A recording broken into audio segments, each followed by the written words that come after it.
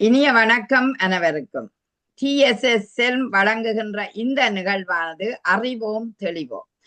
இன்றைய நிகழ்ச்சியில மாணவர்களின் கல்வியும் இன்றைய இந்த நவீன டிஜிட்டல் உலகத்துல இருக்கின்ற அந்த வேர்ல்டில், இப்ப நாங்க டிஜிட்டல் வேர்ல்டில் இருக்கிறபடியா அந்த கல்வி சம்பந்தமான விடயத்தை தான் நாங்கள் இன்று பேச போகிறோம்.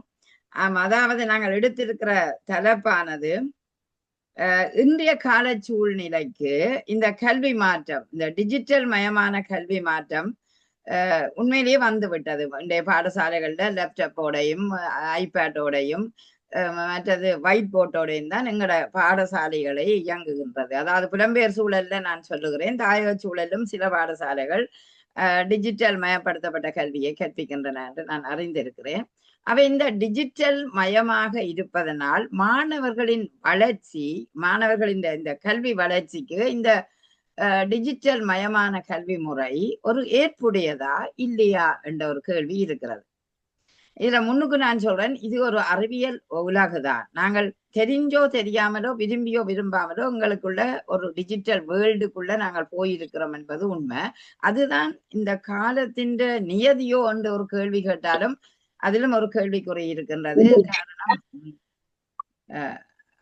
காரணம் அதுக்குள்ள நாங்கள் இருக்கிறோமா, அது இயற்கையோட இணைந்து போகக்கூடிய சாத்தியக்கூறு இருக்கிறதா இல்லது எப்படி என்றதை நாங்கள் ரெண்டு பக்கம், அதாவது நன்மையும் சொல்லலாம் தீமையும் சொல்லலாம்.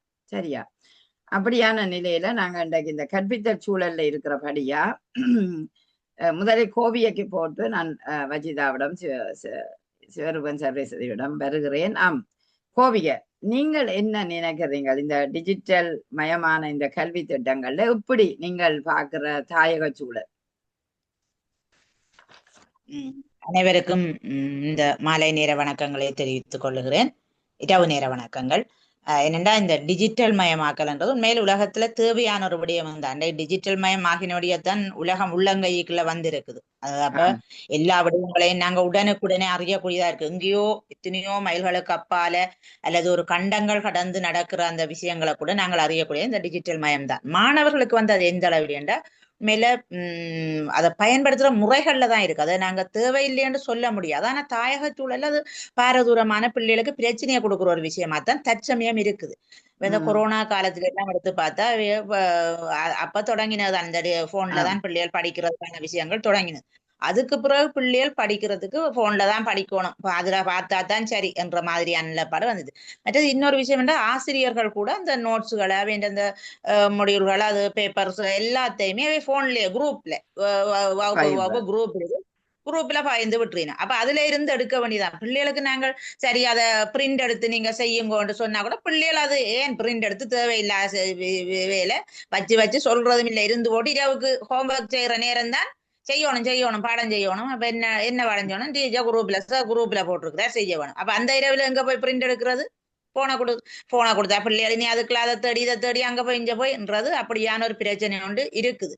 ஆனால் இது எல்லாத்தையும் கடந்து இன்றைக்கு நான் ஒரு மத்தியானம் ஒரு செய்தி ஒன்று பார்த்தேன். இந்தியாவில வந்து உயர் நீதிமன்றத்துக்கே ஒரு மாணவன் தானே அவருக்கு ஒரு தன்னுடைய வழக்க நீட் தேர்வு எழுதின மாணவன், ஆனா அவருக்கு அந்த படிக்க முடியாது, MBBS படிக்க முடியாதுன்றத அவர் அந்த இடஒதுக்கீட்டின் படி ஒரு தனியார் கல்லூரி ஒன்றுல தானதை படிக்கிறதுக்கான அந்த வழக்க உயர் நீதிமன்றத்துல தானே தனக்காக வாதாடி அந்த மாணவன் வெற்றி பெற்று அவர் அந்த சிறப்புரிமை சட்டத்தை, அதாவது ஒரு நீதிபதி தன்னுடைய சிறப்புரிமையை வச்சு அந்த மாணவர்களை அதாவது படிக்கிறதுக்கான ஒரு அனுமதியை. இது ஒரு பெரிய விஷயம். உண்மையில ஒரு சட்டத்தரணி வாதாடுறதை விட அதிகமான அளவில் அந்த மாணவனுடைய அந்த கதைகள், எந்த நேரத்தில் எதை கதைக்கிற எதை சொல்ற அவர் தரவுகள் கொடுத்த விதம் அப்படி எல்லாமே மிக நேர்த்தியாக இருந்தது. அந்த அவர் நீதிமன்ற சாதாரண நீதிமன்றத்திலையும் கூட உச்ச நீதிமன்றத்திலையும் கூட சாதாரண நீதிமன்றத்துல அவருடைய அந்த வழக்கு தோற்று போனாலும் அதை உயர் நீதிமன்றத்துக்கு கொண்டு போய்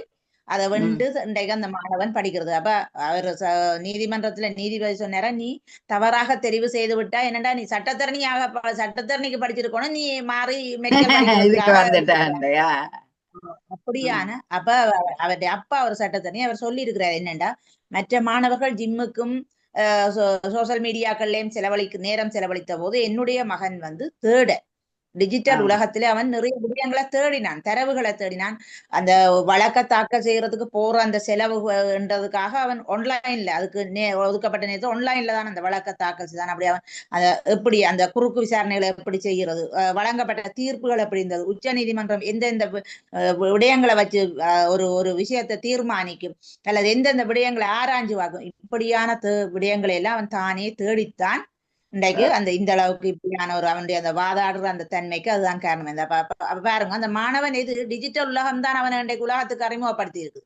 ஒரு மிகச்சிறந்த மாணவன். அதாவது இப்ப ஒரு கல்வியில மட்டுமில்லை, அவன் தன்னுடைய சகல இதுகள்லயும் ஒரு சிறந்த மாணவனா தன்னை அடையாளப்படுத்தி இருக்கிறதுக்கு இன்றைக்கு அந்த டிஜிட்டல் உலகம் தான் காரணம். அப்படி டிஜிட்டல் உலகம் மாணவர்களுக்கு தேவைதான்.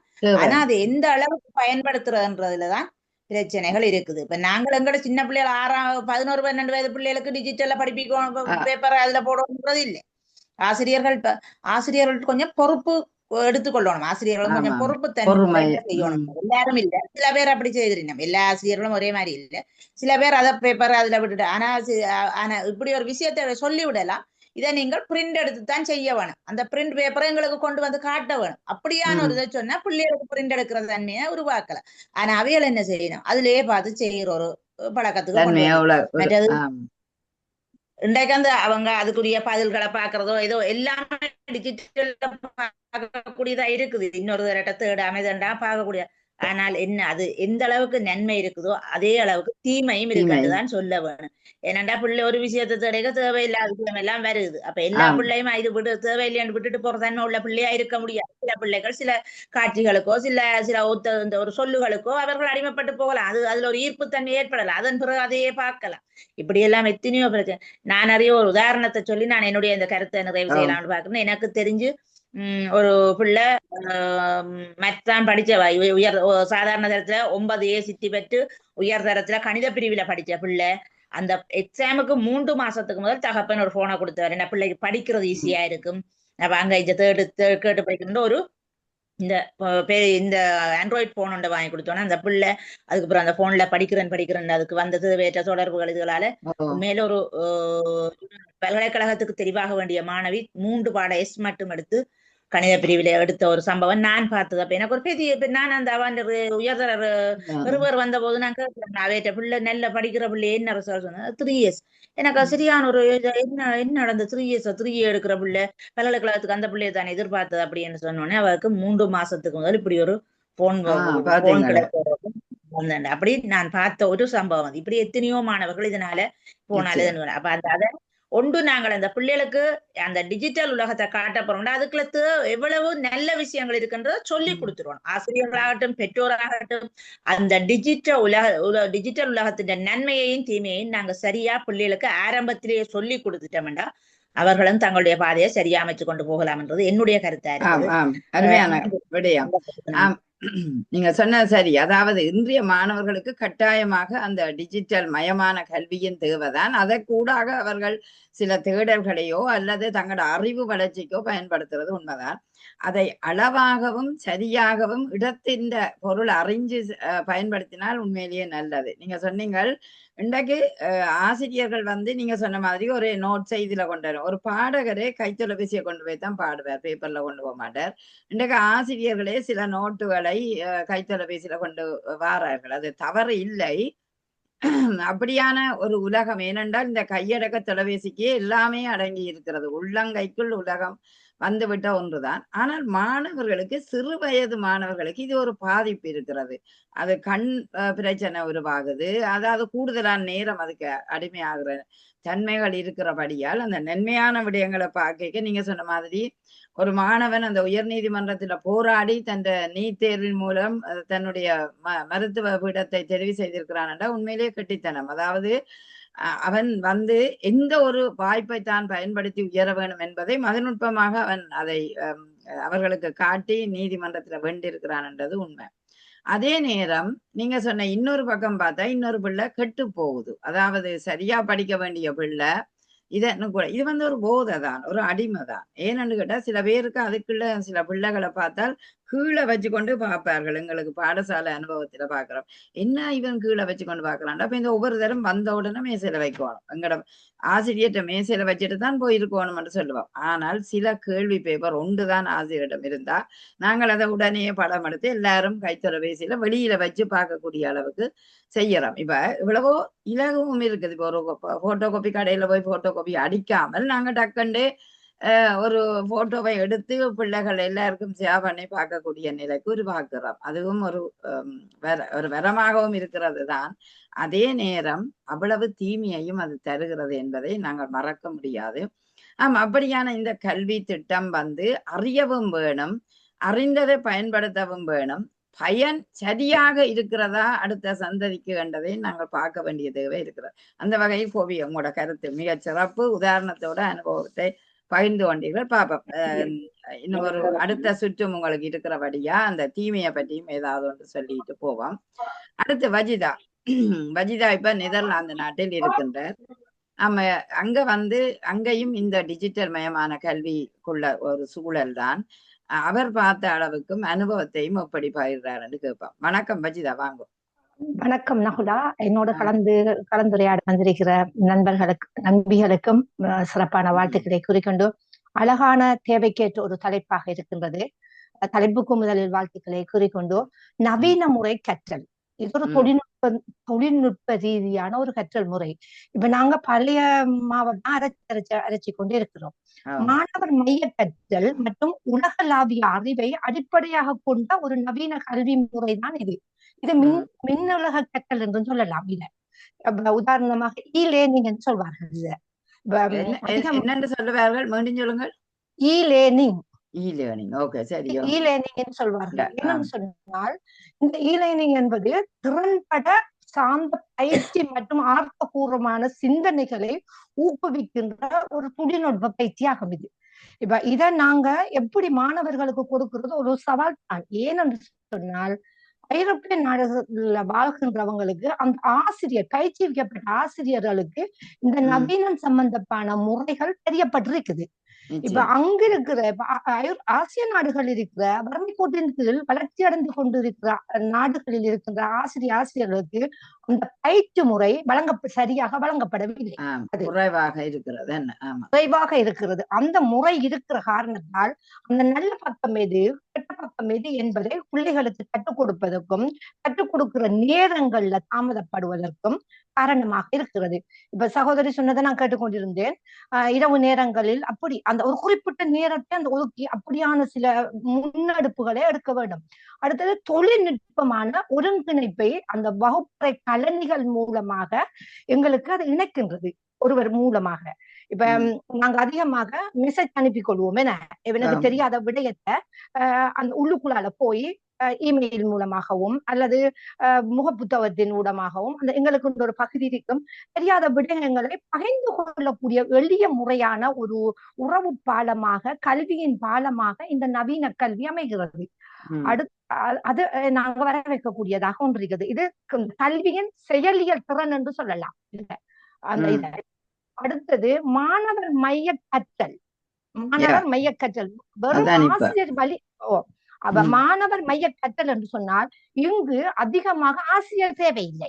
அதிகமாக உதாரணமாக பாருங்கள், நம்ம இப்ப போய் ஒரு யோகா வழங்க வேண்டும், இல்ல ஒரு விடயத்தை கல்வியை ஒரு சமையலை கற்க வேணும், ஒரு தையலை கற்க வேண்டும் என்று சொன்னால் அதை நாங்கள் யூடியூப்ல அடித்த உடனே அதுக்கான பதிவை நாங்களே எடுத்துக்கொள்ளலாம். அங்க ஆசிரியர் வழிகாட்டி எங்களுக்கு தேவையில்லை. யோசித்து நல்லா கவனிச்சு பாருங்க. அங்க வழிகாட்டல்கள் தேவைப்படாது. நாங்களே ஆசிரியராக இருந்து மாணவர்களாக இருந்து கற்றுக்கொள்ளக்கூடிய வாய்ப்பை இந்த நவீன கல்வி எங்களுக்கு ஊட்டுகிறது. அப்ப அது எங்களுக்கு அழகாக ஊட்டுகிறது. அதுக்கு பிறகு பார்த்தோம்னா திறன் மேம்பாடு மனப்பாடம் செய்து ஒப்புவிக்கக்கூடிய தன்மை இல்லை. இப்ப உதாரணம் எல்லாம் நாங்க கற்றுக்கொண்ட பாடத்துல பாருங்க, ஒரு திருக்குறளாக இருக்கட்டும், ஒரு பாடலாக இருக்கட்டும், அதை விடிய விடிய விடிய விடிய இருந்து பாடமாக்குவோம்.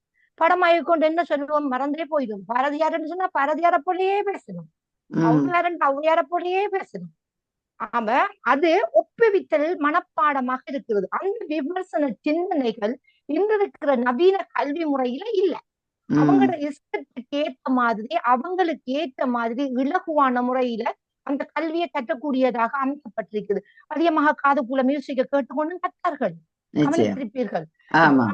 வீட்டுல எனது குழந்தைகளை பார்க்கின்றேன். அப்ப நாங்க பார்க்கும் போல அதுல கவனம் கண்ணிலையும் அந்த மூளையும் இருக்கும்.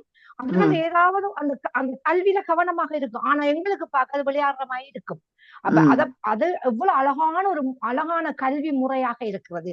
அடுத்து உலக ரீதியான அணுகுமுறைகளை இந்த இந்த நவீன கல்வி தொழில்நுட்பம் எங்களுக்கு பெற்று தருகிறது.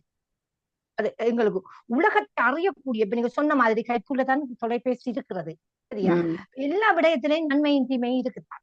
எந்த விடயத்துல நன்மை தீமை இல்ல, ஒரு அதுல நன்மை தீமை இருக்குதானே? அது போல எல்லா விடயத்திலும் நன்மை தீமை இருக்குது. அந்த நன்மை தீமைய எங்களுக்கு அதுல இருக்கிற விடயங்களை நாங்க அந்த பகுத்தறிவுன்றத கொண்டு வந்து தீமையும் படணும், தோல்வியும் அடையணும். அதுக்கு பிறகுதான் அந்த குழந்தை தன் நம்பிக்கையோட விழுந்து நிற்கக்கூடிய நிலைமைய இந்த நவீன கல்வி எங்களுக்கு ஊட்டுகிறது.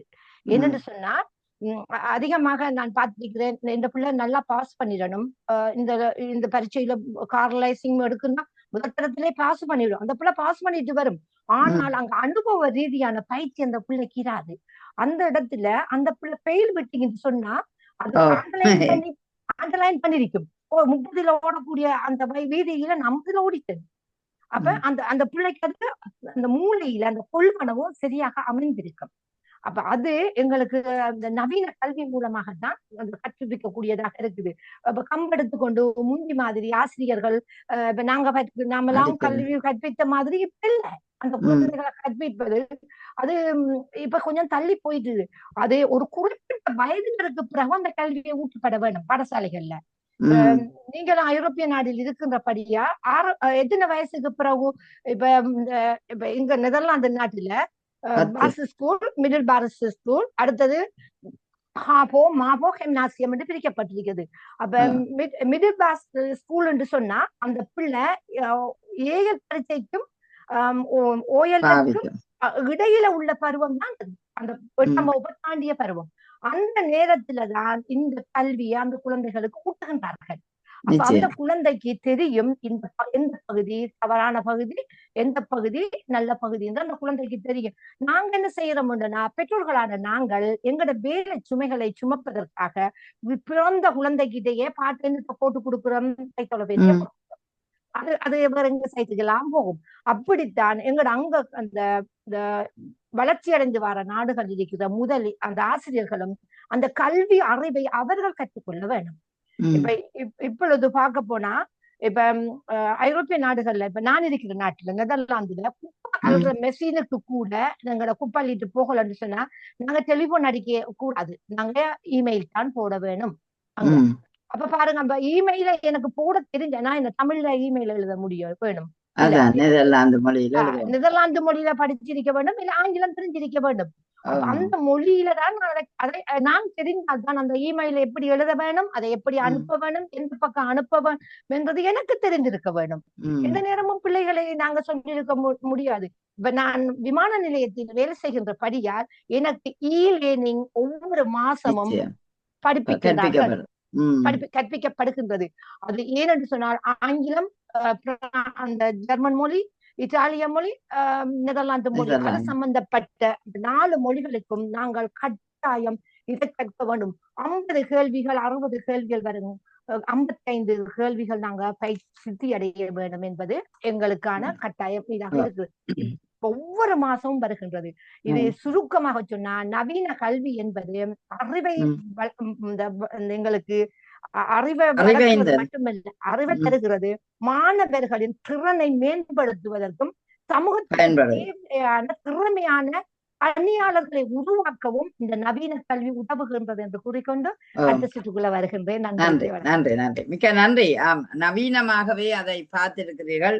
உண்மையிலேயே இன்றைய கல்வி மாணவர்களை மையப்படுத்திய கல்விக்குள்ளதான் நாங்கள் இருக்கிறோம். ஒரு காலம் ஆசிரியரை மையப்படுத்திய கல்வி இப்போது 10 வருஷங்களுக்கு முதல் நடந்திருக்கிறது. ஆனால் இப்பொழுது மாணவரை மையப்படுத்திய கல்வி என்றபடியா மாணவர்கள் தான் நவீனமான உபகரணங்களோட கற்க வேண்டும். நீங்க சொன்னீங்க லேர்னிங், அதாவது இமெயில், SMS அப்படியான ஒரு காலத்துல இருக்கிறபடியா அந்த இமெயிலை யூஸ் பண்றது, இமெயிலேயே எத்தனையோ பாட விவரங்களை அனுப்பி கொண்டிருக்கிறார்கள் ஆசிரியர்கள். அப்படி பார்க்க அந்த லேர்னிங் என்பது மிக முக்கியமாக இருக்கிறது. அது இந்த டிஜிட்டல் முறையில வந்த ஒன்றாகத்தான் இருக்கின்றது. இது ஒரு நல்ல பக்கம் என்று சொல்லுவோம் என்றால் இலகுவானது அல்லது சுலபமாக கேட்கக்கூடிய ஒன்று. மற்றது தன்னார்வத்தோட கற்கக்கூடிய என்றபடியா ஒரு தன்னம்பிக்கையோட குழந்தை சுய ஆற்றலோட அறுவடை செய்யக்கூடிய ஒரு நிலைக்கு வருகிறான் அந்த மாணவன் என்பது உண்மை.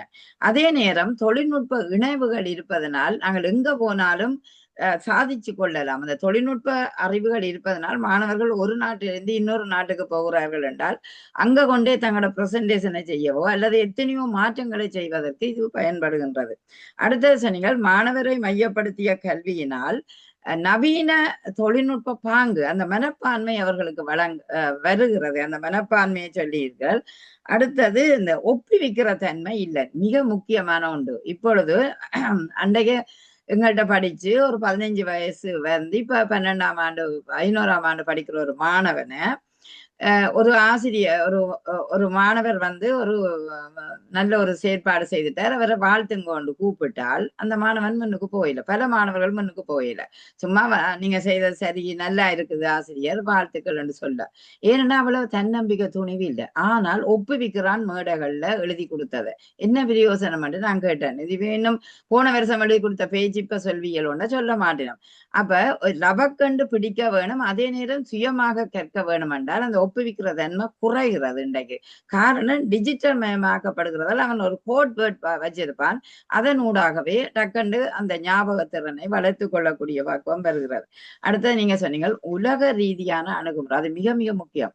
அதாவது வேர்ல்டு ஒரு ரெக்கனைஸ் பண்ணின கல்வியில தான் எல்லா நாடுகளும் இருக்கிறபடியா நாங்கள் அந்த உலக அணுகுமுறைக்குள்ள அந்த மாணவன் வர வேணும் என்றால் இந்த பல விடயங்களை அறிகிற விடயங்களை சொல்லக்கூடிய வாய்ப்பு வர வேண்டும். அது தொழில்நுட்பத்தால தான் இயங்கக்கூடிய வாய்ப்பு இருக்கிறது. அந்த வகையில வஜிதா அந்த நவீனமாக பார்த்த உங்களோட அருமையான கருத்துக்கு நன்றி, வாழ்த்துக்கள் உங்களுக்கு. அடுத்த சுற்றில நாங்க பார்ப்போம். இப்போ சர்வேஸ்வரி சிவரூபன் அவர்கள் வணக்கம், பாருங்கள். நீங்கள் எப்படி பாக்குறீங்க? அதாவது நாங்கள் தந்த தலைப்பின் ஊடாக இந்த மாணவர்களுக்கான இந்த டிஜிட்டல் கல்வி. ஆமா, என்னென்ன சிடிஎஸ் கழகத்தில் கருத்து களத்தில் திறமை தாங்கி இருக்கின்ற தமிழ் மாமணி நவுலா சிவநாதனுக்கும் களத்தில் கலந்து கொள்ள வந்திருப்ப கருத்தாளர்களுக்கும் அனைவருக்கும் முதற்கண் வணக்கத்தை கூறிக்கொண்டு, கத்தியை தீட்டினால்தான் கூர்மைப்படும், அறிவை தீட்டும் போது புத்தி பலமாகும், நன்னர்களை கேட்பதில் நல்லவர்களே கூடி வரும், நலங்கிற புழுதியில் இருந்து விடாது நாளை நமதே என்ற நாளும் நமதே என்று இன்றைய கால சூழலில் கல்வி மாற்றம், அதாவது டிஜிட்டல் மயமாக இருப்பதால் மாணவர்களின் வளர்ச்சிக்கு ஏற்புடையதா? காலங்களும் நேரங்களும் மனிதர்களும் வாழும் சூழலில் மௌன மொழிகளும் மாயா யாழங்களும் அணிவகுக்கும் வேளையும் ஆகின்ற போது கல்வியின் மாற்றம் புயலை விட வேகமாக சுழல்கிறது. ஓலைச்சுவடியில் ஆயுத எழுத்தை தொடக்கி மண்ணில் திரேட்டில் என்று அணிவகுத்து வந்த கல்வி செயற்பாடுகள் கேட்போர் கூடமாக நவீன தொழில்நுட்பத்தின் நுண்ணறிவின் திறன் சாய்ந்து டிஜிட்டல் மயம் ஆக்கப்படுவது வெளிப்பாடாக நாடு பூராகவும் வடிவமைக்கப்பட்டோர் வடிகாலாகின்றது. ஆடலிலும் பாடலிலும் அசைவுடனும் இசைவுடனும் பயின்ற காலத்தில் புரிந்துணர்வு, ஞாபக சக்தி, கவனிப்பு, கேட்டல் என்ற ஒழுங்கு முறையாக முன்பள்ளியில் ஆரம்பித்து பல்கலைக்கழகம் வரை பட்ட படிப்பு படித்து கல்விசார் ஊழியராக தொழில் புரிந்த காலங்களின் நிலைமைகள் கணனி மயமாக்கப்பட்டு இன்று நடைமுறைகளை அனைத்தையும் இருந்து கொண்டே செய்யும் ஆற்றல் தீமை என்பதற்கு இல்லாதது இருந்தாலும் சோம்பர்கள் ஆக்குவது சின்னமாக்கப்படுகின்றது. ஒரு கணனி முறையில இருந்து அந்த ஆற்றல் நல்ல ஒரு நிலையில வந்தாலும் அது தீமை இல்லை என்று எண்ணினாலும் ஒரு மனிதன் சோம்பேறி ஆகிறதுக்கும் இதுதான் காரணமாக்கப்படுகின்றது. மாணவனுக்கு ஒளிகளை அறியும் விதம் காணொளிகள் ஆக்கப்படுகின்றன. புத்தகத்தில் பாடங்கள் இருக்கு மட்டும் அதனை படம் பார்த்து இனம் காணுவதற்கு இன்று டிஜிட்டல் மாற்றத்தினால் அதனை பார்க்கும் போது ஞாபகம் வரும், பின்பு அதனை மறக்கும் நிலையும் உருவாகும். எல்லா மாணவர்களும் புத்திசாலிகள் என்று சொல்ல முடியாது. மிகவும் வறிய ஒரு குடும்பத்தில் வாழும் மாணவர்களுக்கு மின் உபகரணங்கள் பாவனைக்கு இல்லாது இருந்தால் அதனை மீண்டும் பார்த்து குறிப்பறிய முடியுமா? அந்த நாங்கள் ஞாபகத்தில் வைத்துக் கொள்ள வேண்டும். ஒரு கேள்விக்குறியான பாதையில் உலகம் மாறும் ஆளுமை உடைய மாணவர்களை உருவாக்க முடியுமா என்ற வினாவும் எழத்தான் வேண்டும். இன்னும் ஒரு பக்கம் பார்க்கும் போது இது மெய்ஞானம் கொண்ட வாழ்வியல். நாம் வாழ்வில் விஞ்ஞானம் கொண்ட வழிமுறைகளை பின்பற்றி நிற்கின்றோம். எங்கு தெரியாதபடியமான தொழில்நுட்பங்களை பிள்ளைகள் கைங்கரியமாக செய்கின்றனர். அதனை பார்க்கும் போது நாம் பெருமைப்படுகின்றோம். அப்படி இருந்தும் இன்று இருக்கும் சந்ததியினருக்கும் மாணவர்கள் அறிவு ரீதியாக வருவார்கள் என்பது நம்பிக்கை ஆக்கப்பட்டாலும் தொழில்நுட்பத்தின் உற்பத்தியின் அதிகரிப்பு பொருளாதார வியாபார நோக்கம் ஆக்கப்படும் போது கல்வியின் நிலைகள் 100க்கு தொலைத்தொடர்பு சாதனங்களால் நுண்ணறிவை வளர்க்கின்றனர். அந்த நுண்ணறிவை வளர்க்கும் போது முதல் ஒரு அத்தியாயமாக கொரோனா வந்தது. அந்த கொரோனாவில தான் ஜூம் வந்தது.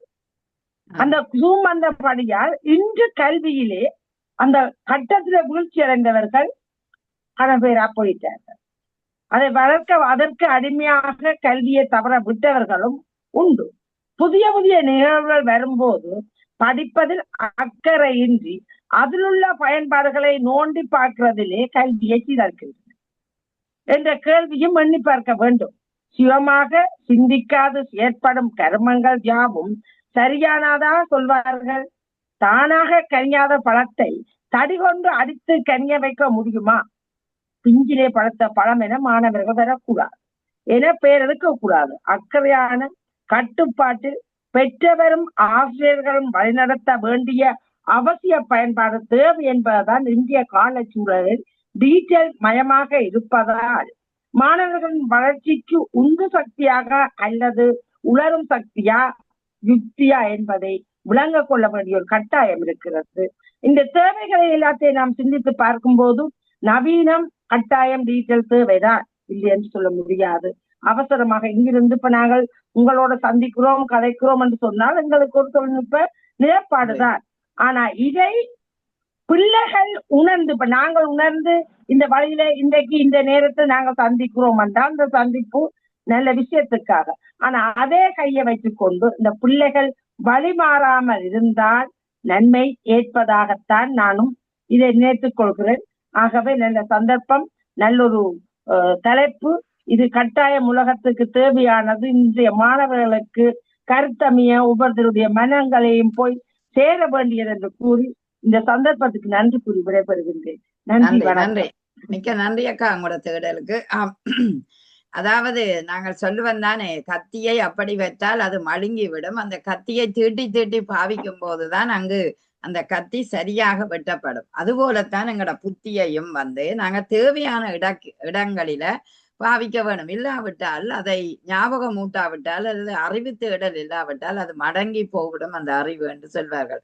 அந்த வகையிலேயே இன்றைய மாணவர்களிட இந்த டிஜிட்டல் மயமான கல்வி ஞாபக சக்தியைத்தான் கூட்டுகிறது என்று நான் நினைக்கிறேன். காரணம், எந்த வகுப்புல நான் கற்பித்த முறையை சொல்றேன். இனியவை 40 என்று ஒரு நூல் இருக்கிறது. 11 கீழ்கணக்கு நூலிலே ஒன்று. அதுக்கு கீழ் வைக்கப்பட்ட இந்த நூல், அதை பற்றி நான் மாணவர்களுக்கு சொல்லி போட்டு கேள்வி கேட்க ஒரே ஒரு கேள்விக்கு மட்டும் 5 கேள்வி கேட்க ஒரே ஒரு கேள்விக்கு மட்டும் விட சொன்னான். என்ன அந்த மாணவர்கள் டீச்சர் அது கொஞ்சம் விளங்கலையே என்று சொன்னாங்க. ஆனா நான் படிப்பிச்சதுல குற்றமா இல்ல அது நீங்கள் கேட்காத குற்றமான்னு போட்டு நான் சொன்னேன், சரி இதை நான் இப்ப ஒரு 3 நிமிஷம் பேசுறேன், வடிவா கேளுங்க. 3 நிமிஷம் பேசி போட்டு அதை ரெக்கார்ட் பண்ணி போட்டு நான் திருப்பி ஒரு 5 நிமிடத்தாலே அதை போட்டேன். உடனே கேட்ட கேள்வி அத்தனைக்கும் பதில் சொல்றாங்க. அப்ப நான் யோசிச்சேன், முதல் செய்த அதே இதைத்தான் நான் பிளாக் போர்ட்ல 3க்கு 2 செய்யறேன். அதே இதை நான் வீடியோ பண்ணி போட்டு திருப்பி போடுறேன். அவன் அதை கேட்டுட்டு இதை சொல்றான் என்றால் அப்ப நான் கேட்டேன் என்னண்டா அப்ப விளங்கையில இப்ப விளங்கினான் சொன்னேன் வீடியோவோட செய்ய டீச்சர் நல்லா இருக்குது எனக்கு நல்லா விளங்குதுண்டு அப்ப அதை ஞாபக சக்தியா இருக்குமோண்டு ஒரு வகுப்புல முடிச்சதை அடுத்த வகுப்புல கேட்டு பார்த்தேன் வடிவாகவே ஞாபகமா இருக்கிறாங்க. அப்ப எனக்குள்ள யோசனை இந்த நவீன காலத்துல நாங்கள் கல்விக்கான சில யுக்திகளை மாற்றி யோசிக்க வேண்டிய தேவையும் இருக்கு. அந்த வகையில் நீங்கள் சொன்ன அந்த விடயத்துக்கு நான் வருகிறேன். அதாவது ஓலைச்சுவடிகளிலே நாங்கள் படித்த காலம், நாங்கள் ஓலைச்சுவடிகளில் படிக்கவில்லை, ஆனா ஓலைச்சுவடிகளை கண்டிருக்கிறோம். சிலேட்டில் தான் முதல் நாங்கள் எழுதி பழகினோம், மண் பிளஸ் பிறகு சிலேட்டு. அப்ப அப்படியான ஒரு கல்வியில இன்றைக்கு அந்த அதே ஸ்லைட்டை நாங்கள் டிஜிட்டலா பார்க்கிற அளவுக்கு ஒரு ஐபேட் வந்து விட்டது, உண்மைதான். ஆகவே புத்தகம் பார்த்து படிக்கிறது அது எப்போதும் நல்லது. கண் பார்க்கும், வாசிக்கும் வாய், காது கேட்கும், அந்த மூன்றும் ஒன்றித்து கொண்டு இருந்தால் எங்களுக்கு அந்த வாசிப்பு ஞாபகமாக இருக்கும். சில நேரம் நான் வாசிப்பேன், ஆனா அங்கால உள்ள இசையும் கேட்டுக்கொண்டு அல்லது அந்த இசை கேட்டா நான் அதையும் டெஸ்ட் பண்ணி பார்த்தேன். நான் வஜிதா சொன்ன மாதிரி எங்கட பிள்ளை காதுக்க போட்டுக்கொண்டுதான் படிப்பாள். நான் அப்போ ஒரு நாள் 7 வயசு இருக்கும்போது அதை டெஸ்ட் பண்ணி பார்த்தேன். நான் இனத்துக்கு இதை ஆனா எங்களுக்கு அது சரி வராது. அதை என்ன நாங்க அப்படி பழகிட்டோம். ஆனா அவர்கள் காதுக்க கேட்டுக்கொண்டு ஒன்று செய்து கொண்டு இருந்து அல்லது எழுதி கொண்டிருந்தால் அவர்களுக்கு அந்த வேகம் அதிகமாக இருக்கிறது. காரணம் எங்களை விட அவர்கள் டிஜிட்டல் வேர்ல்டுக்கு கூட பாவிக்கிறார்கள், பயன்படுத்துகிறார்கள். எங்களுக்கு நாங்க படிச்ச கல்வி முறை புத்தகங்கள் பார்த்து படிக்கிறது அல்லது இதன் கேட்டு படிக்கிறது அவ்வளோ மட்டும்தானே. ஆனவடியால் எங்களோட ஒப்படைக்க அது அவர்களுக்கு ஒர்க் அவுட் ஆகுது. நான் பார்த்தேன், நான் அது சரி.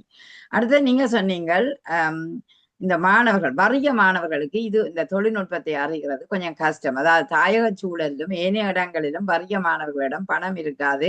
ஆகவே இந்த டிஜிட்டல் மயமான இந்த உபகரணங்கள் வாங்க, இலத்திரனியல் உபகரணங்கள் வாங்க அவர்களுக்கு கொஞ்சம் சிரமம் இருக்கு. அதனால அவர்களுக்கு கொஞ்சம் கஷ்டமான இருக்கிறது, அது உண்மைதான். ஆனால் விஞ்ஞான தொழில்நுட்ப அறிவுகளை பெறுவதற்கு கட்டாயமா ஒவ்வொரு மாணவனுக்கும் ஏதோ டிஜிட்டல் மயமான கருவி ஒரு உபகரணங்கள் தேவைப்படுவது உண்மைதான். அதனால அந்த தொழில்நுட்ப அறிவு வளர்றது மட்டும் இல்ல, இது இன்றைக்கு உலக நாட்டில நீங்க சொன்ன மாதிரி வியாபார நோக்கத்துக்கே இந்த நிறைய உபகரணங்கள் வந்து விட்டது, அது உண்மைதான். ஏன்னா பாவனையாளர் அதிகரிக்க உற்பத்தி செய்பவர்களும் அதை அதிகமாகத்தான் அதிகரிப்பார்கள். அந்த வகையிலேயும் சில நேரம் இது கூடுதலாக விற்பனை ஆகிறது என்று சொல்லலாம் இன்றைக்கு. அதே நேரம் உண்மையிலே டிஜிட்டல் வேர்ல்டின் முழு மகிமையை நாங்கள் அனுபவிச்சது கொரோனா காலம். 3 வருஷம் கல்வியை இழந்த மாணவர்களுக்கு அதுதான் ஒரு கொடையாக இருந்தது. ஆகவே இன்றைய சூமும் நாங்கள் இதையெல்லாம் நினைச்சிருப்போமோ தெரியல, சூம் கனகாலம், ஆனா அதை பாவிக்க தொடங்கினது கொரோனாக்கு பிறகு. அதனால இன்றைக்கு எங்களுக்கு இதெல்லாம் ஒரு அரங்கமாகவும் நல்ல விடயங்களை பேசிக்கொள்ளக்கூடிய ஒரு தொழில்நுட்ப சாதனமாக எங்களுக்கு இருப்பதே இன்னொரு பக்கம் மகிழ்ச்சி. அதெல்லாம் நீங்க சொன்ன மாதிரி சுயமாக கற்றலுக்கும் அதே நேரம் இன்னொரு தீமை, நாங்க பின்னால தீமையை பார்ப்போம். இப்ப நன்மையை பற்றி தான் நாங்கள் பார்க்கிறோம். இன்னொரு பக்கம் தீமை பார்த்தா அந்த பிஞ்சு குழந்தைகள் நெஞ்சத்துல ஒரு வஞ்சனையை சொல்ற மாதிரி சில பேர் இந்த குழந்தை பருவத்திலேயே அதை கொடுத்து விட்டு சாப்பாடு தீர்த்துக்கிறார்கள். அது சரியான தவறு. என்றால் என்னட்ட படிச்ச மாணவன் கடந்த வருடம் நான் தேர் திருவிழாவுக்கு போக அவன் ஒரு காருக்குள்ள இருந்து கொண்டு அந்த குழந்தை 1 வயசு குழந்தைக்கு தீர்த்துறான். அந்த டிக்கிக்க நிக்க விட்டுட்டு என்னென்றால் இந்த கண்டியை கீழே போட்டுட்டு, அதாவது ஹேண்ட்போனை கீழே படத்தை போட்டுட்டு பார்த்து தீர்த்துறவன். நாங்க சொன்ன அதை எடுங்கோ, அப்படி பழக்காதீங்க. அப்ப இன்றைக்கு அப்படியான ஒரு இதுல இருக்கிறோம். ஏன்னா இவ்வளவு சுலபமாக குழந்தை சாப்பிட முடியுமோ அவ்வளவுக்கு கொடுத்துட்டு போறார்கள். அந்த வகையில் நீங்க சொன்ன அந்த அறிவை தீட்ட வேணும், அதற்கு இந்த டிஜிட்டல் மயமான கல்வி உதவ வேணும் என்பது உண்மை. அடுத்தது இன்னொன்று சொன்னீங்க, இப்பொழுது நாங்கள் அனிமேஷனை கொண்டு வரோம். டிஜிட்டல் ஒரு அனிமேஷன், ஒரு பாடலை கொண்டு வந்துட்டு தவளை கத்துறது, குயில் கூவுறது, அதுகள் எல்லாம் ஒரு ஆர்டிபிஷியலா கொண்டு வரோம். அது எங்களாலும் கேட்க முடியாத ஒன்றாகத்தான் இருக்கிறது. ஏண்டா நீங்க சொன்ன அந்த ஒலிகள் பிள்ளைகளுக்கு பாடசாலையில ஒலிகள் சத்தங்களை படிப்பிக்குவோம். அப்ப குயில் கூவும், அது கூவண்டு அந்த இயற்கை சத்தத்தை நாங்கள் கொண்டு வந்து காட்டிக்க தான் அதை ஏற்கும். இப்ப டிஜிட்டல் மயமான அந்த ஒலிக்கருவிகளை கொண்டு வந்தோடனே அது வேற விதமாக கேட்குது. அப்ப சரியான ஒன்றை இல்லாத மாதிரி அந்த இயற்கையை விட்டுட்டு இங்கேயோ போற போல ஒரு நிலை இருக்கிறது. சரி, இப்ப தீமையில பார்ப்போம், அதோட நாங்கள் முடிச்சு கொள்ளலாமா? இப்ப தீமை பக்கத்துக்கு வருகிறேன்.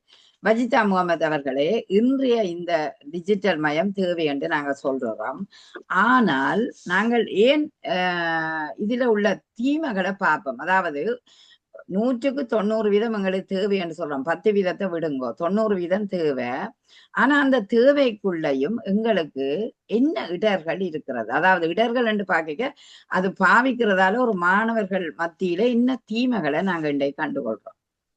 இப்ப நான் சொன்ன மாதிரி தான் நன்மையும் தீமை இருக்கிறது போல நாங்க தீமையோட பக்கத்துக்கு பார்த்தோம்னு சொன்னா கவனச்சிதறல் ஏற்படும் குழந்தைகள். இப்ப என்னன்னு சொன்னா அந்த இணையத்தின் மூலமாக கற்கும் போது அங்க என்ன கவனிக்கிறதுக்கு ஒரு ஆசிரியர்களோ ஒரு பெற்றோரை இல்லை என்ற ஒரு தன்மை ஏற்படுகின்றது. அந்த நேரத்துல அந்த குழந்தை என்ன செய்து நான் விரும்புற பக்கத்துக்கு கைய சும்மா வச்சிருக்காது. ஒரு நிமிடம் நில்லுங்கள் நகுலா, ஒருவரை எடுத்துக்கொள்ளுங்கள்.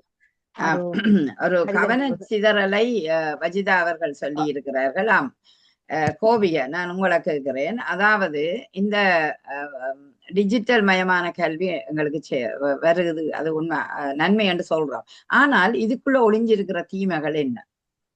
மன்னிப்போடு நகுலா, எடுத்து விட்டீர்களா? அவையோட விடுங்க. இல்லையா, நான் பேச எடுத்தேன். நீங்கள் உங்களுக்கு அவசரமா இப்ப? இல்ல, அவைக்கு கொடுங்கள், நான் கொடுத்து விட்டு வருகிறேன். ஓகே ஓகே ஓகே, அவைக்கு இடத்தை கொடுங்கள். ஆம், கேட்டுக்கொண்டிருங்க. சரி, இப்ப கோவியை நாங்க கேட்போம். கோவியை சொல்லுங்க. டிஜிட்டல் மயமான கல்வி வந்து பிள்ளைகளுக்கு ஞாபக சக்தியை குறைச்சிருக்குது, இந்த சிந்தனை ஆற்றலை குறைச்சிருக்குது, மழுங்கடிச்சு. அது உண்மையா? ஞாபக சக்தியை குறைக்கிறதுன்றது உண்மையா? குறைச்சிருது. என்ற பிள்ளைகள் முதல் பாடமாக்கி படிக்கிற வீதத்துக்கு இப்ப பிள்ளைகள் பாடமாக்குற வீதத்தும் இப்ப கண்வழி காட்சிகளுக்கு பிள்ளைகள் அடிமையாக போனபடியா. இப்ப ஒரு கண்ல பாக்குறது கருத்துல பதியும்ன்றது உண்மைதான், கண் வழியா பாக்குறது கருத்துல பதியும்ன்றது உண்மைதான். ஆனால் இப்ப பாருங்க, எந்த ஒரு காட்சியை பாக்குறதுக்கு அவர்கள் கொடுக்குற முக்கியத்துவத்தை வாசிக்கிறது. இப்ப வாசிக்கும் போது எழுத்துகள் வரி வரியாக இருக்கிற போது அது மூளையில அதீதமான அந்த இதோட பதிஞ்சு போறது கூட. இப்ப அப்படி இல்லை. நாங்க உதாரணமா சொன்னா, நாங்க இப்ப பொன்னியின் செல்வன் புத்தகத்தை பாருங்க, இப்ப படத்தை நாங்க பார்த்து அது எங்கட கருத்துல அந்த நேரம் நாங்கள் வாசிச்சு அதை எங்கட கருத்துல நின்றதுக்கும் இப்ப அந்த படத்தை பார்க்க சப்பண்ட மாதிரி கிடையாது. அந்த வாசிக்கிற போது அப்படியே எங்கட கற்பனையில அந்த பொன்னியின் செல்வன் கொண்டு குதிரையில வாரதை பார்க்க ஒரு ஒரு பொன்னியின் செல்வன் நாங்கள் கற்பனை செய்த விதம் என்ன, அந்த பொன்னியின் செல்வனுக்கு நாங்கள் கொடுத்த அந்த ஒவ்வொரு அழகுணர்ச்சி என்ன, ரசனை என்ன, ஒவ்வொன்றுமே நாங்கள் உருவாக்கினது. எங்களுக்குள்ள உருவான பொன்னியின் செல்வனையும் இன்றைக்கு நாங்க திரையில பார்த்த பொன்னியின் செல்வனையும் பார்க்கறது எவ்வளவு ஒரு வித்தியாசம் இருக்குது. அந்த அந்த ஆற்றல் பிள்ளைகளுக்கு இன்றைக்கு டிஜிட்டல் அந்த அந்த சந்தோஷத்தை, அந்த மகிழ்வை, அந்த ரசனையை அதை எதையுமே அனுபவிக்க முடியாத குழந்தைகளாக இன்றைய குழந்தைகள் மாறிக்கொண்டிருக்கிறார். நாங்கள் அனுபவித்த அந்த மகா பெரிய ஒரு சந்தோஷம் அது. அந்த வாசித்து நாங்கள் அதை கற்பனை செய்து அந்த உருவங்களை நாங்கள் கற்பனை. இன்றைக்கு எங்கட பிள்ளைகள் என்ன, அது அப்படியே திரைக்காட்சியா பார்த்து பொன்னியின் செல்வன் அது சொல்லுதல் விக்ரம் தானே சொல்லிடுறாரு. எங்கட பிள்ளைகளை பொறுத்த வரைக்கும் பொன்னியின் செல்வன் இது ரவியாகவோ அல்லது விக்ரமாகவோ இருக்கிறார்கள். எங்களை பொறுத்தவரை பொன்னியின் செல்வன் என்பது அது ஒரு வரையறைகளுக்கு அப்பாற்பட்ட ஒரு வீரன். அவனை வர்ணிக்க முடியாத, அவன் எல்லைகள் கடந்த ஒரு வீரனாக எங்களுக்கு ஒரு பொன்னியின் செல்வன் வருவான், எங்களையும் தூக்கி கொண்டு செல்வான் என்கிற ஒரு கற்பனையில் இருந்த காலம் அது. அப்படிப்பட்ட ஒரு கற்பனை, அப்படி ஒரு எண்ணங்களை தந்தது எங்களுக்கு. இன்றைய குழந்தைகளுக்கு அது இல்லை. அந்த டிஜிட்டல் மயம் வந்ததுனால அந்த பிள்ளைகள் அந்த சந்தோஷத்தை இழந்திருக்கிறார்கள். எந்த புத்தகத்தை வாசித்தாலும் இப்ப அவர்கள் பெரும்பாலும் புத்தகத்தை கையில் வைத்து வாசிப்பதை எங்களுடைய குழந்தைகள் விரும்புவதில்லை. அடுத்த தலைமுறை பிள்ளைகள் விரும்பவில்லை. அவர்கள் டிஜிட்டல் இ-புக் வாசிக்கிறதுக்கு தான் விரும்புகிறார்கள். அப்படியே கணினியிலேயோ அல்லது அலைபேசியிலேயோ அதை பார்த்து வாசிக்கிறது. அது அந்த அளவுக்கு நாங்கள் கையில புத்தகத்தை வாசித்து கண்களால் அந்த கையில வச்சுக்கொண்டு கண்களால் தடவின அந்த ரசனைக்கும் அந்த அந்த வாசிப்பு ருசிக்கும் இப்ப அது அந்த வாசிப்பு ருசி அந்த அளவுக்கு இல்லை. ஆனா பிள்ளைகள் அதுதான் விரும்பும். அதுதான் டிஜிட்டல் மயம் சில சந்தோஷங்களை அவர்களிடமிருந்து பறித்திருக்கிறது. அந்த அந்த சந்தோஷங்களின் அந்த எந்த ஒரு அளவோ அல்ல அர்த்தமோ அதனுடைய அந்த பரவல் கூட அந்த பிள்ளைகளுக்கு தெரியல. அது நாங்கள் அனுபவித்த எங்களுக்கு அது தெரியும். ஆனா அந்த குழந்தைகளுக்கு அந்த வாய்ப்பு இல்லாமல் போயிட்டு டிஜிட்டல் மயம் பறித்த மிகப்பெரிய ஒரு கொடுத்திருக்கிற மிகப்பெரிய ஒரு நிலைமை அது என்றுதான் நான் நினைக்கிறேன். மிக்க நன்றி, மிக நன்றி. அழகாக சொன்னீர்கள். கவனச்சிதறல் வஜிதா ஒரு பக்கம் சொன்னாலும் நீங்க சொன்ன மாதிரி அந்த கண் வழிகாட்டி, அதாவது காட்சி ஊடகத்தை நாங்க பார்க்க அதுக்கு அடிமையாகிற பிள்ளை புத்தகத்தை எடுத்து வாசிக்கிறது குறைவு. நீங்க பாருங்கள், என்னதான் காட்சி ஊடகமாக வந்தாலும் காட்சி பகுதிகளாக வந்தாலும் ஒரு நூலை கையில வச்சு நாங்கள் வாசிக்க இருக்கிற ரசனை, அதை விட அந்த வாசிக்க இருக்கிற அந்த சுகம் அது சொல்ல முடியாது. அது மேசையில இருக்கையும் வாசிக்கலாம், படுக்கையும் வாசிக்கலாம், பெட்ரூம்ல கொண்டே வச்சும் வாசிக்கலாம். எல்லா இடத்திலுமே எங்களுக்கு அந்த புத்தகம் ஒரு நண்பன் மாதிரி எந்த நேரமுமே தொட்டு தாள்கள் தரும் சுகமாக தனிச்சுகம் என்று சொல்லுவோம். அந்த ஒவ்வொரு தாளும் எத்தனையோ பக்கத்தை புரட்டி கொண்டு எத்தனையோ அறிவை எங்களுக்கு தந்திருக்கிறது. அந்த சுகத்தை இந்த பிள்ளைகள் அனுபவிக்கிறதுடைய குறைவு. அதனால நீங்க சொன்ன மாதிரி நாங்கள் பாடமாக்கி சில விடயங்களை பேச்சு போட்டிக்கோ என்னவோ ஒப்பு வச்சோம். அதாவது நாங்கள் சொல்லி அதை அப்படியே சொன்னோம் ஒரு காலம். ஆனால் எங்களுக்கு நிறைய ஞாபக சக்தி வந்தது. நான் இப்பவும் ஆறுமனாவலற்ற பேச்சு 5ஆம் ஆண்டுல படிச்சேன். முச்சங்க பரிபாலனமும் முடிமன்னர் காவலும் போய் ஆதரிப்பார் இல்லாமல் சீரழிந்து கெட்டு சிதைந்து நிறமாறு. இப்படியே நான் சொல்லுறேன் என்றால் அன்றைக்கு படிச்ச அந்த ஞாபகம் இன்றைக்கும் இருக்குது. ஏதோ ஒரு கொஞ்சம் ஞாபகங்கள் எங்களுக்கு இருக்கிறது உண்மை. அந்த ஞாபகங்கள் உண்மையிலேயே வாசிக்கும் போது இப்ப பதிகிறது இல்லையோன்ற கேள்வி இருக்குது. அடுத்தது புத்தகத்தை எடுக்க மனம் வராது, அதையே போய் பார்ப்போம், அதையே போய் கேட்போம் என்று இந்த மாணவர்கள் கேட்டுக்கொண்டு கேட்பேன். நான் நேற்று இந்த வகுப்புல பார்த்ததையே நான் சொல்லுறேன். அவைக்கு அந்த புத்தகம் எடுத்து வாசிக்கிற அதே பாடத்தை நான் வாயால சொல்லிட்டு டிஜிட்டல் மயமாக்கி கொடுக்க நல்ல வடிவா கேட்டுக்கொண்டு பண்ணினான். ஆனால் ஒரு பிள்ளை தானாக சுயமாக ஒரு புத்தகத்தை வாசிச்சு அறிவை பெறுகிறது தான் அதன் சுய அறிவை வளர்க்கும். அது இன்றைக்கு இல்லாமல் போகுது. நீங்க சொன்ன சரி. எதை எடுத்தாலும் கூகுள்ல தேடலாம், எது எடுத்தாலும் எங்கேயோ தேடல் பொறியில தேடிக்கொண்டு கொண்டு வந்து அதை ஒப்புவிக்குது.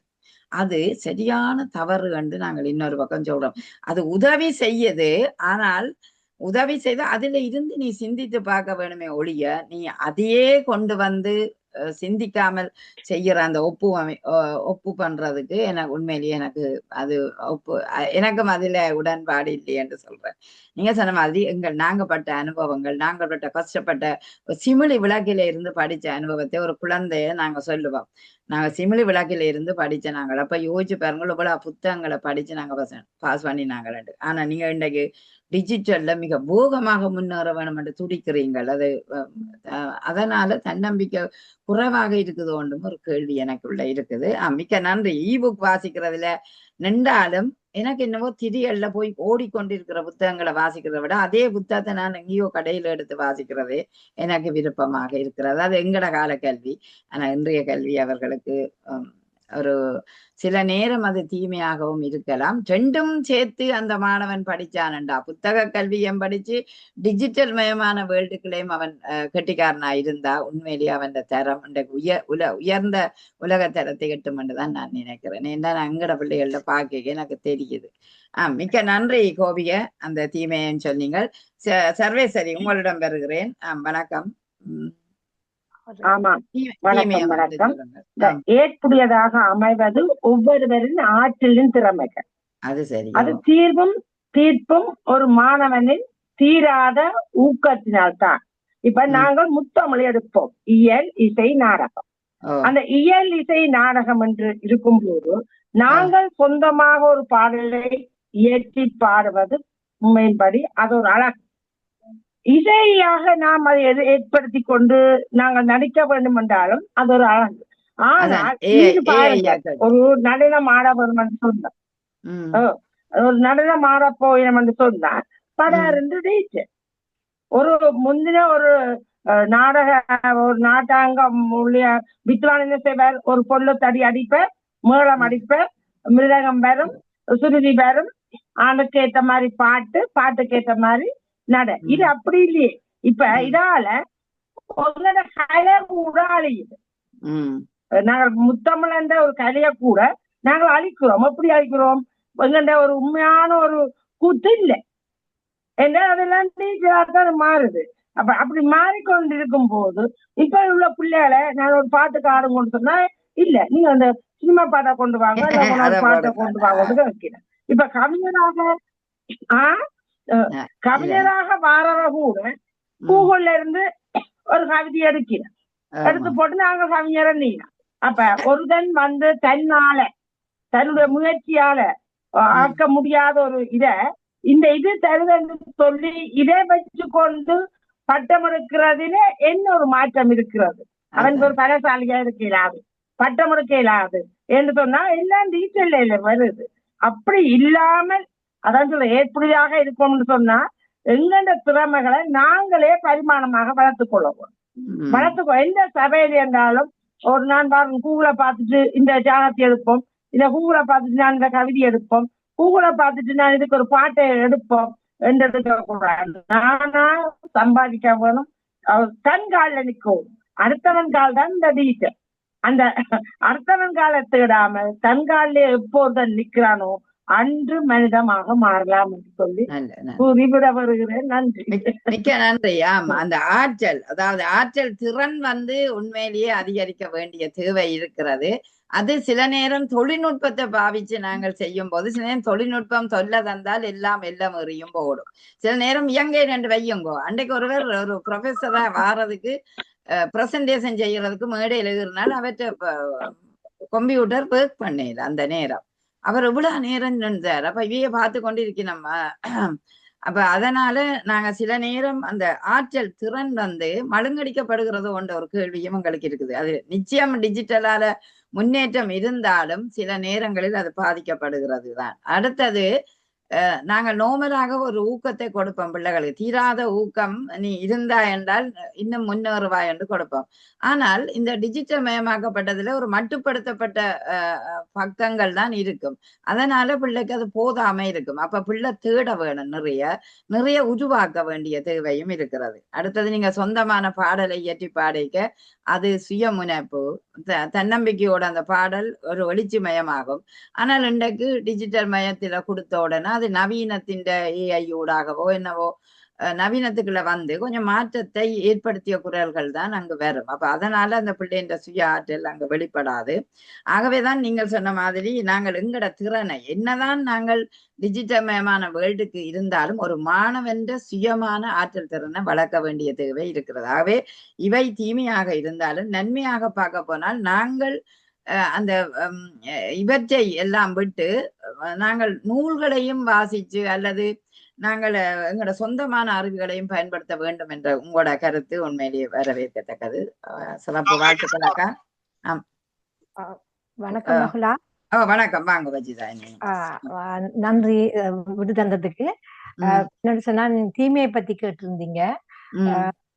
தொழில்நுட்பம் எப்படிதான் திறம்பட இயங்கினாலும் அங்க நாங்க தனித்து இயங்கக்கூட நீண்ட நேரங்களாக அந்த குழந்தை அந்த தொழில்நுட்பத்தோடு அமிழ்ந்திருக்கிறபடியா மன அழுத்தம், அடுத்தது அந்த உடல் ரீதியான பாதிப்புகள், அடுத்தது உடற்பயிற்சி இல்லாம வர்றது, அப்படியான சில பக்க விளைவுகளையும் கொண்டு வரக்கூடிய ஒரு சாதாரணமாக இருக்கிறது. அடுத்தது, அந்த குழந்தைகள் தனிமைப்படுத்தப்பட்டிருக்கும், ஒரு பாதுகாப்பு இல்லாம இருக்கும். ஆசிரியர் இல்ல, அங்க பெற்றோர்களும் இல்ல.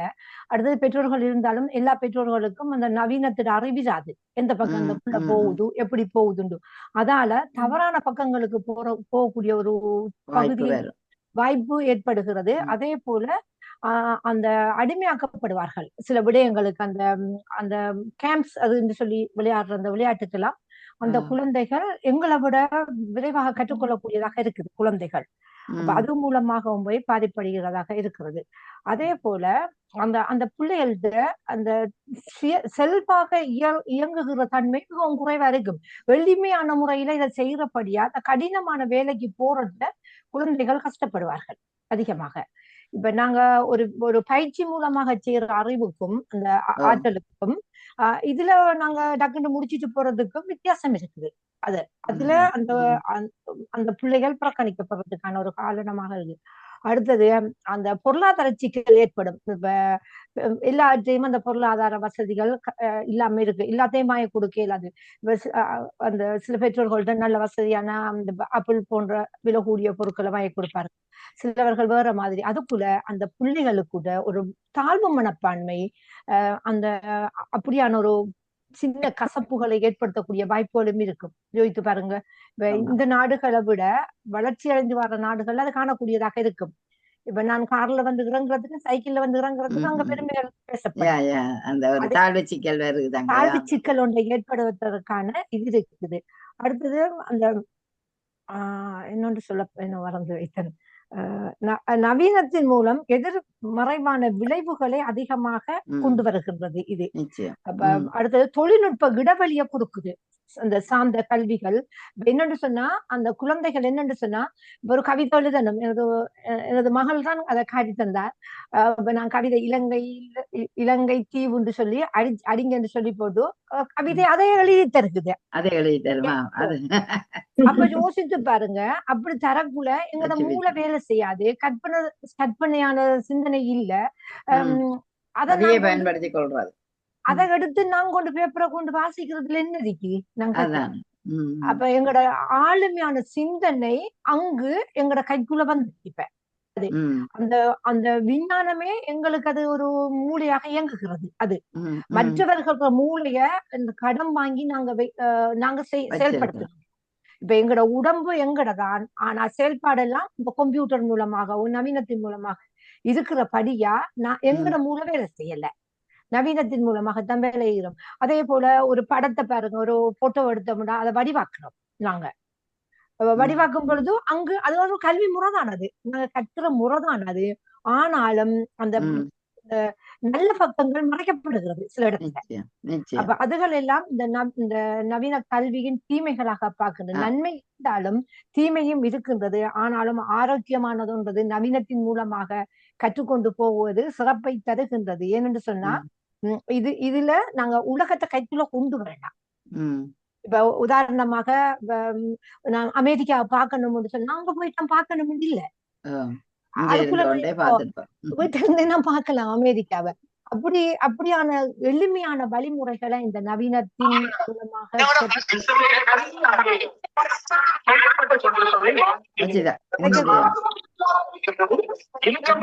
தெரியல.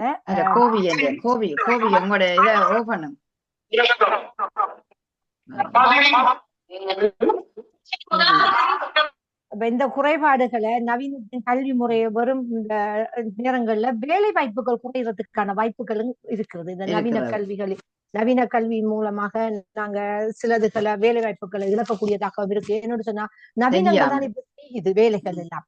யோசித்து பாருங்க, இப்ப விமான நிலையத்தில எல்லாம் கிளீன் பண்றதுக்கு மெஷின் கிளீன் பண்ணுகின்றது. அப்ப பாருங்க அந்த தொழில் வாய்ப்புகள் எல்லாம் குறைகிற தன்மை பிறகு.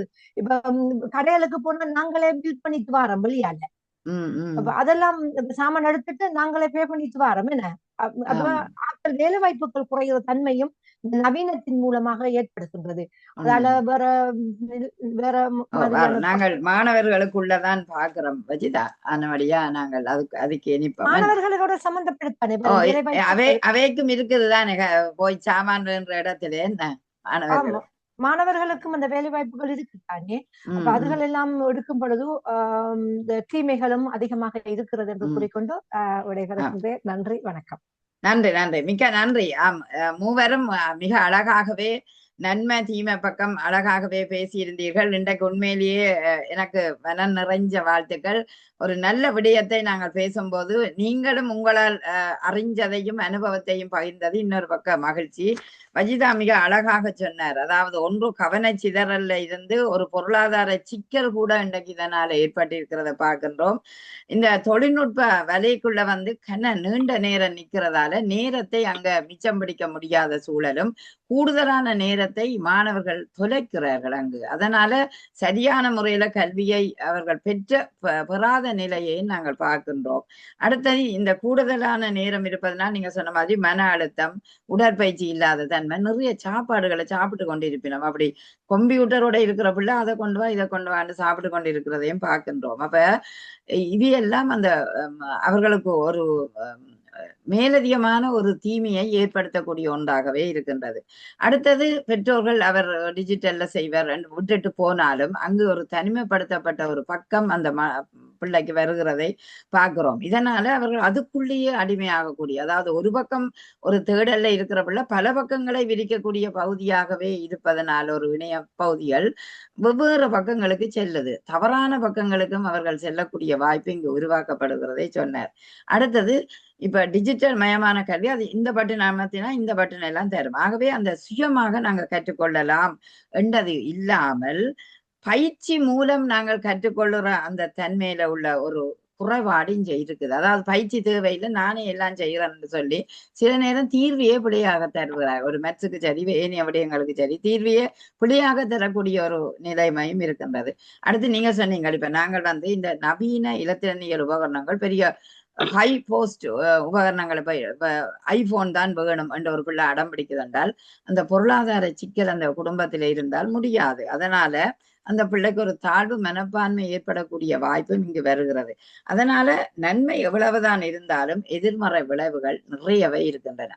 இன்றைக்கு இந்த இளையோர் மத்தியில நீங்க சொன்ன விடயம், அதாவது போட்டோ, இப்ப நாங்க பார்த்தோம் வகுப்புல எங்களுக்கு காட்டுவாங்க ஒரு போட்டோவை எப்படி டீச்சர் செய்யறது பாருங்க, நவீன பொண்ணா வரலாம், தலைமையில் விரிச்சு விட்டுட்டு வரலாம், அப்படி இருந்தோண்டு வரலாம். அப்படியே அவர்கள் அதிலேயே கூடுதலான நேரத்தை செலவழிப்பதனால ஒரு எதிர்மறை விளைவுகள் அவர்களிடம் ஒட்டி கொள்றதை பார்க்கிறோம். ஒன்று தீமையான விடயத்துக்கு போக வேண்டியது வருகிறது, ரெண்டாவது நேரத்தை செலவழிச்சு போட்டு வீணாகவே அவர்கள் அந்த வகுப்பிலேயே ஃபுல்லாக கவனிக்காத தன்மையும் இருக்கிறது. இப்படி பார்த்தோம்னா ஒரு பக்கம் இந்த தொழில்நுட்ப உபகரணங்களோட கற்கிற கல்வியில சில தீமைகளும் எங்களுக்கு ஏற்பட்ட வண்ணம் தான் இருக்கின்றது.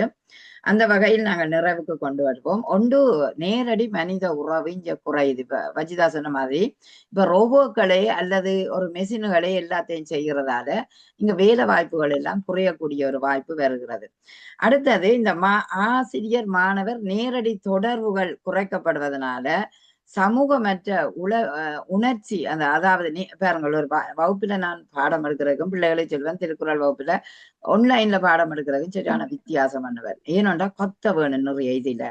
அதுல நேரடியாக கான்ட்ராக்ட், அதாவது ஐ கான்ட்ராக்ட் அங்க வருது. எங்களுக்கு கண்ணை நேரடியாக பார்க்கக்கூடிய தன்மை பிள்ளைக்கு வருது, பிள்ளை செய்யறதையும் அறிஞ்சு கொள்றோம். அது இன்றைக்கு இல்லாமல் போகுது. ஆன்லைன்ல வரையக்கல, நாங்கள் ஆன்லைன்லயும் வரோம் அல்லது டிஜிட்டல் மயமான இதுல வரையக்கல குறையுது. அடுத்தது இந்த கண் பிரச்சனை, கணக்க பிள்ளைகள் கண்ணாடி போடினோம். ஏனென்று கேட்டா அங்க கண்ணுக்கு கூடுதலான நேரம் ப்ளூ திரைகள்ல அவர்கள் கூடுதலாக இருப்பதனால அந்த நிலை ஏற்படுகிறது. அடுத்தது இந்த டிஜிட்டல் வேர்ல்ட் அனைவருக்கும் சமமான வாய்ப்பு இல்லை. சில பிள்ளைகளுக்கு தொழில்நுட்ப அறிவு உள்ள பிள்ளைகளுக்கு லவ கண்டுபிடிச்சு விடும். ஏனைய பிள்ளைகள் மந்தமான நிலை, ஆறுதலான நிலையிலேயே கேட்கிறார்கள். அந்த நிலையை நாங்கள் பார்க்கிறோம். அந்த வசதி அல்லது இணைய வசதி இல்லாத தன்மை இருக்கிறது. அதனாலேயும் அந்த பிள்ளைகள் சரியான கல்வியை பெற முடியாத சூழல் இருக்கிறது. அடுத்தது இந்த ஒழுக்கம் சார்ந்த விடயத்திலும் என்ன பொறுத்தவரை அங்க குறையுது. ஏன்னா நாங்க வீட்டுல சொல்லுவோம் ஒழுக்கமாக வாழ வேணும் என்று சொல்லுவோம். அது சும்மா பேரளவில் அந்த ஒழுக்கத்தை நாங்கள் காட்டி வாழ வேண்டிய தேவை இருக்கல்லோ. அப்ப இந்த இணைய பக்கங்கள்ல போய்க்க அங்க நோமலா எந்த சமூக வலைத்தளங்களையும் எடுங்கோ, அங்க செக்ஸ் தொடக்கம் எல்லாமே அப்படியே இதாயே போகும். பிள்ளைகளை அவற்றை எடுத்து நோண்டி அவற்றை பார்க்க கூட வெவ்வேறு பக்கங்களுக்கு அவன் செல்லக்கூடிய தன்மையில் நாங்கள் பார்க்கிறோம். அது ஏண்டா இந்த இணையம் பல்வேறு பக்கத்தை திசையிருக்கும், அது உங்களை அடிமையாகத்தானே இருக்கிற மாதிரி இருக்கும். அவை அந்த வகையிலேயே தீமையும் இருக்கு, நன்மையும் இருக்கு. முடிவாக நாங்கள் சொல்லக்கூடிய விடயம் என்னென்றால், அதாவது டிஜிட்டல் கல்வி முறை இன்றைய காலத்துக்கு தேவையான ஒன்றுதான். ஆனால் அதனூடாக நாங்கள் நிறைய விடயங்களை நாங்கள் கற்க விரும்புகிறோம் என்பதும் உண்மைதான், நிறைய விடயங்களை அறிகிறோம் என்பது உண்மைதான். ஆனால் அது எங்களை அடிமைப்படுத்தாத மாதிரியும் கூடுதலான நேரம் அதற்கு அடிமையாகாமலும் நாங்கள் தேவையான விடயத்தை இணையத்திலிருந்து பெற்றுக்கொண்டாலும் எங்களோட சுயமான அறிவை வளர்க்கக்கூடிய நிலைக்கு மாணவரை உருவாக்க வேணும். அதுக்கு மிக முக்கியமானது சின்ன வயதிலே நீங்க கொடுக்காதீங்க கைத்தொலைபேசியோ ஏனைய டிஜிட்டல் உபகரணங்களையோ அந்த நேரம் கொடுக்காதீங்க. ஒரு 7 வயது மட்டும் மாணவன் சுயமான ஒரு ஆற்றலை அறுவடை செய்ய விடுங்கள். அந்த சுயமான ஆற்றல் அவன் கட்டாம திறமையை வளர்த்துக் கொள்வான். நிறைய கேள்விகள் கேட்குங்கள் அந்த பிள்ளைகள், சூழலை அறிஞ்சு கொள்ளுங்கள். அடுத்தது அந்த புதிய புதிய எண்ணங்களை அவர் கேள்விகள் கேட்பார்கள். அந்த கேள்விகள் கேட்க அவர்களை விட வேணும்.